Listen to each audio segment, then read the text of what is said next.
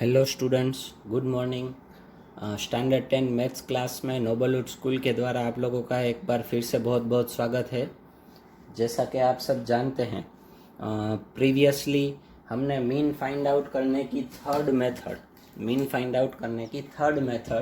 Step deviation method study की थी। आप लोगों को एक चीज़ बता दूं, जो भी सम्स हैं वो आप अलग अलग मेथड से कर सकते हो। सो आप लोगों के लिए एक एडवाइस ये है कि हर एक सम को अलग अलग मेथड से करने की ट्राई करना है। डायरेक्ट मेथड तो आपको समझ में आ गई होगी, specially assumed mean method and step deviation method में जितनी ज़्यादा प्रैक्टिस करोगे उतना बेटर होगा। अगर समझ में ना आए तो वीडियो दोबारा देख लेना। एंड फिर भी अगर किसी कोई टॉपिक पे डाउट हो, कुछ समझ में ना आए, तो आप मुझे मेरे कॉन्टैक्ट नंबर पे कॉन्टैक्ट कर सकते हैं 9016414447। ठीक है, मोस्टली जहाँ तक हो सकेगा वहाँ तक आपका प्रॉब्लम सॉल्व करने की ट्राई करूँगा। ठीक है, अब हम जा रहे हैं क्वेश्चन नंबर 3 पे। मिसिंग फ्रीक्वेंसी फाइंड आउट करने वाला सम है, एक्सरसाइज 14.1 क्वेश्चन नंबर 3। ठीक है, तीनों मेथड हमने स्टडी कर ली। अब मेरे हिसाब से जब कुछ गिवन ना हो कौन सी मेथड से करना है, तब बेटर होगी स्टेप डेविएशन मेथड, क्योंकि उसमें कैलकुलेशन स्मॉल होती हैं। टेबल भले ही थोड़ा बड़ा हो, टेबल तो एज्यूम्ड मीन के जितना ही है, लेकिन कैलकुलेशंस इजी होने की वजह से मिस्टेक होने के चांसेस बहुत कम हो जाते हैं। क्लियर है? सो एक्सरसाइज 14.1 का क्वेश्चन नंबर 3 में रीड कर रहा हूँ। आप लोगों के पास टेक्स्ट बुक होगी, उसमें देखिए, The following distribution shows the daily pocket allowance of children of a locality. The mean pocket allowance is ₹18. Mean कितना है? 18. Here आपको x बार गिवन है, x bar is equals to 18। ठीक है, अब आपको क्या फाइंड आउट करना है? Find the missing frequency F. Missing frequency F find out करना है। अब मैं यहाँ पे मेथड करूँगा स्टेप डेविएशन मेथड, क्योंकि मेरे हिसाब से उसी में कैलकुलेशंस जो हैं वो इजी होती हैं। पहले जो हमें टेबल बनाना होगा, सो टेबल में दो चीज़ें क्वेश्चन की आएंगी। कौन कौन सी दो चीज़ें आएंगी? Class and frequency.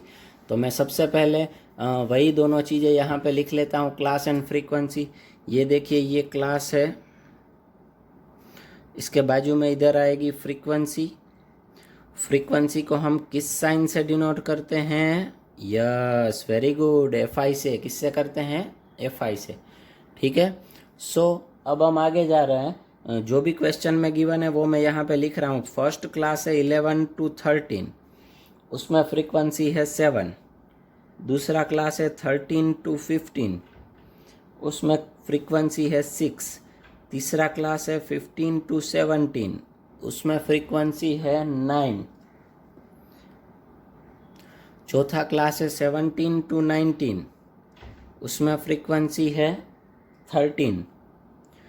उसके बाद का क्लास है 19 to 21, उसमें फ्रीक्वेंसी है F।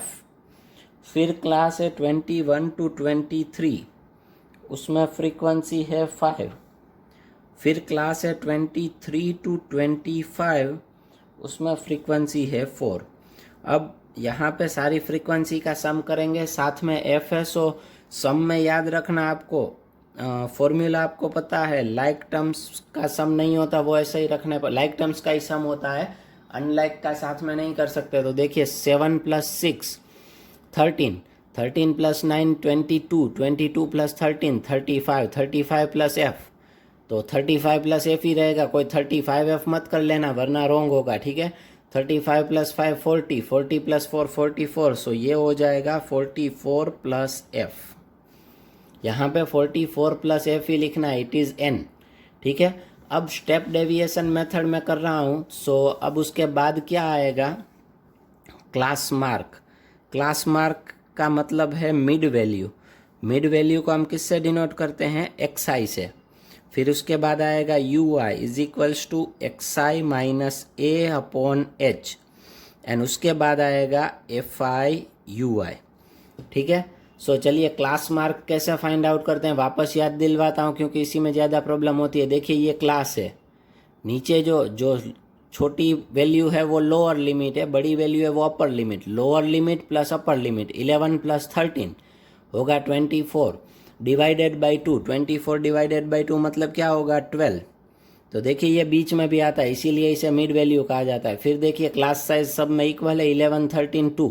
Class size H, class height कैसे फाइंड आउट करते हैं, कंजिक्यूटिव लोअर लिमिट का सब्ट्रैक्शन करके, ये 2, ये भी 2, 2 2 2, सब में 2 ही है, तो इधर 2 2 ऐड करते जाओ। क्लास मार्क में ऐसा ही करना होगा किसी भी सम में, ठीक है। 12 + 2 14 + 2 16 + 2 18 + 2 20 + 2 22 + 2 24, ये सारी क्लास की हो गई। अब यहाँ पे बी मिडल या उसके एक ऊपर ए एज्यूम नहीं करना होगा। जब हम मिसिंग फ्रीक्वेंसी फाइंड आउट करते हैं तब, तो कहाँ पे ए एज्यूम करना होगा, जहाँ पे एफ है, एफ के ऑपोजिट में जो वैल्यू है उसे हमें क्या एज्यूम करना होगा, ए। तो इसे ए एज्यूम किया तो ए के ऑपोजिट में यू आई में क्या आएगा, 0। अब ऊपर कौन सी वैल्यू, -1 -2 -3 -4, नीचे +1 +2, बस इतना ही है। अब F I you I compulsory, F I you I इन दोनों का मल्टीप्लाई होगा, इन दोनों का मत करना वरना मिस्टेक होगी। 7 4 जा -28, फिर 6 3 जा -18, फिर 9 2 जा -18, फिर 13 1 जा -13, फिर f इंटू 0 मतलब 0, यहाँ पे कोई f मत लिख देना। 5 1 जा 5 एंड 4 2 जा 8। सो अब यहाँ पे करेंगे हम सिग्मा एफ आई यू आई।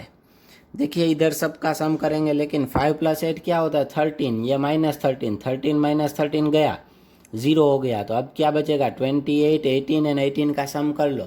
18 + 18 36, 36 + 28 64, सो ये होगा -64। ठीक है, आप कैलकुलेशन कर लेना, समझ में ना आए तो मुझे कांटेक्ट करना, नंबर मैंने आपको दिया है।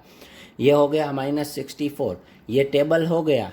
अब मीन का फॉर्मूला क्या करेंगे हम, मीन का फॉर्मूला, स्टेप डेविएशन मेथड से मीन का फॉर्मूला पता है ना सबको। तो चलिए बोलिए formula, mean x bar is equals to, बोलो बोलो, a plus sigma F I you i upon n multiply by h। Very good. तो अब देखिए, अब तक सम में क्या करते थे, इक्वल टू के नीचे इक्वल टू लेके सम आगे बढ़ाते थे, लेकिन यहाँ पे आपको मीन x बार गिवन है 18। So x bar is equals to क्या ले लेना है, 18 यहाँ पे वैल्यू रखनी है। कुछ ज़्यादातर लोगों की मिस्टेक यही होती है, वो यहाँ पे वैल्यू नहीं रखते, इसीलिए सम में प्रॉब्लम होती है। ठीक है, x bar is equals to 18।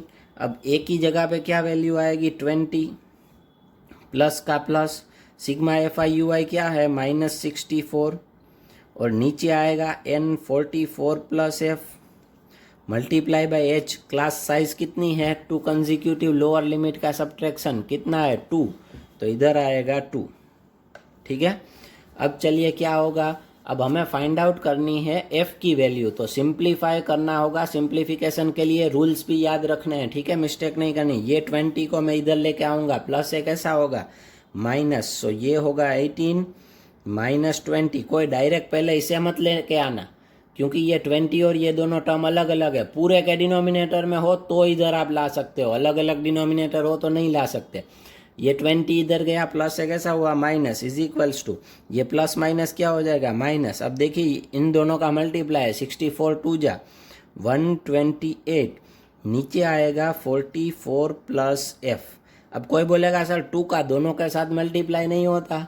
अरे भाई ये मल्टीप्लाई है, इसमें न्यूमरेटर में न्यूमरेटर, डिनोमिनेटर में डिनोमिनेटर होता है। ये 2 न्यूमरेटर में है, इसलिए न्यूमरेटर डिनोमिनेटर दोनों से मल्टीप्लाई नहीं होता। ठीक है, सो अब 18 - 20 का क्या होगा, -2 is equals to -128 upon 44 plus F.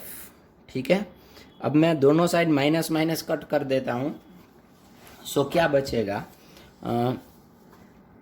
इधर आएगा 2 is equals to 128 upon 44 plus f. अब एफ की वैल्यू फाइंड आउट करनी। अब देखिए ये पूरा डिनोमिनेटर में, इसे आप इधर लेके जाइए, ये मल्टीप्लाई में जाएगा, 2 4 जा 8 88, ठीक है, plus 2f is equals to 128।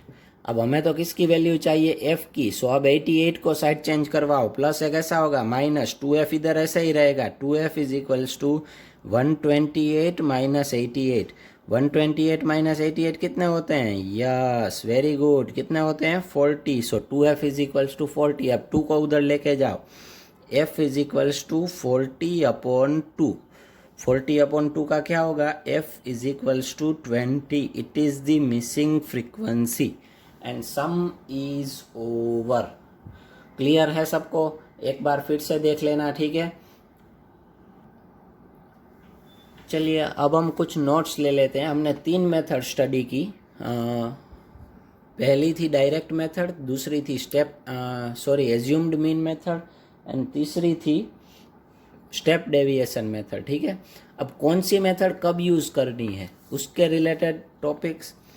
First one, पहली मेथड कौन सी है, डायरेक्ट मेथड है फर्स्ट वन। नोट्स में पहली मेथड है डायरेक्ट मेथड। अब ये मेथड कब यूज़ करनी है, when class limits value and frequency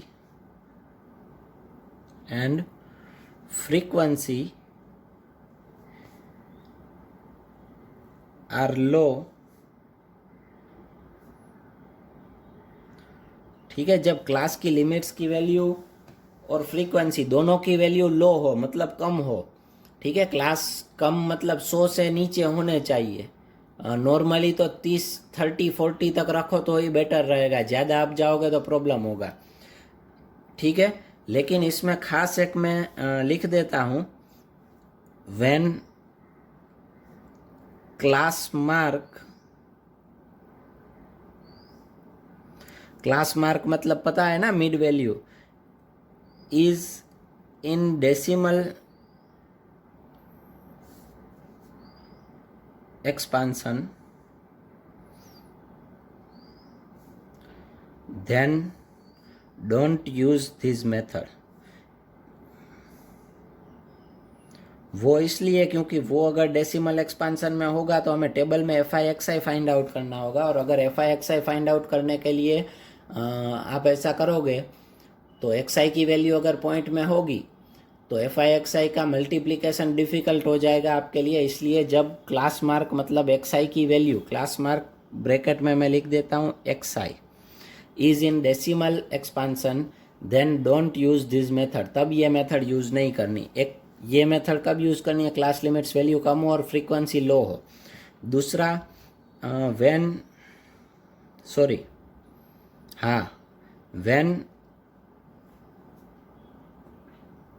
class size, bracket में लिखता हूँ हाइट, क्लास हाइट जो कि हम h फाइंड आउट करते हैं, when class size is not equal for all class, ठीक है। जब क्लास साइज सबकी सेम ना हो, ऐसा एक सम हमने किया है एक्सरसाइज 14.1 में 8th या 9th सम है, मैंने करवाया था, ठीक है। फर्स्ट लेक्चर में ही करवाया था। जब क्लास साइज और हाइट उसकी इक्वल ना हो तब डायरेक्ट मेथड इजी पड़ेगी। ये दोनों सिचुएशन में डायरेक्ट मेथड इजी पड़ेगी। अब सेकंड मेथड हमारी कौन सी है, yes assumed mean method.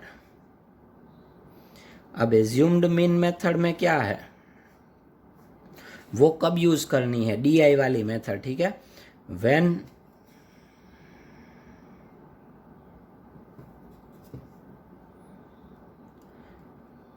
Class height मतलब size, when class height is low and frequency is low,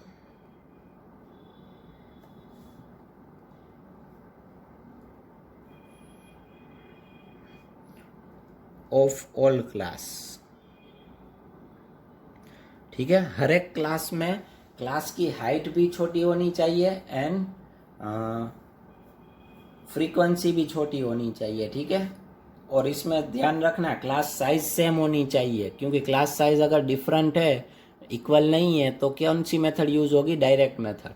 ये क्लियर हो गया। क्लास की हाइट छोटी हो, मतलब 50 या 100 तक की हो, उससे ज़्यादा ना हो। और या तो नॉर्मल हो, मतलब कहीं 12 या 17 या 23 या 25 या 25 तो नहीं आएगा, 23 या 32, ऐसा कोई, मतलब जिसका मल्टीप्लिकेशन डिफिकल्ट हो, ऐसी हो तब ये नहीं करना है, ठीक है। नॉर्मली ये चीज़ याद रखना, फ्रीक्वेंसी लो होनी चाहिए एंड क्लास हाइट छोटी होनी चाहिए, ठीक है। फिर उसके बाद थर्ड मेथड है, कौन सी मेथड है?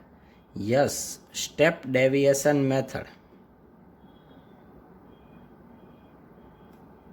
अब ये मेथड कब यूज करते हैं? ठीक है,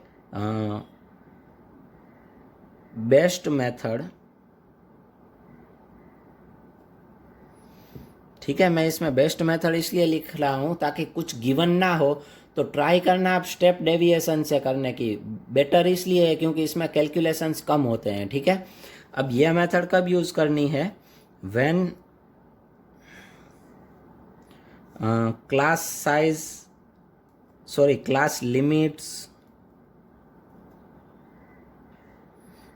limits are big,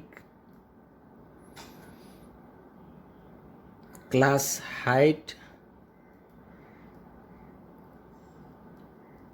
is big, या हाई भी लिख सकते हो, एंड फ्रीक्वेंसी इज हाई, ठीक है। जब ऐसा कुछ हो तब हमें ये मेथड यूज करनी है, क्योंकि इससे कैलकुलेशंस बहुत कम हो जाते हैं। एंड एक और चीज, when we have to find missing frequency,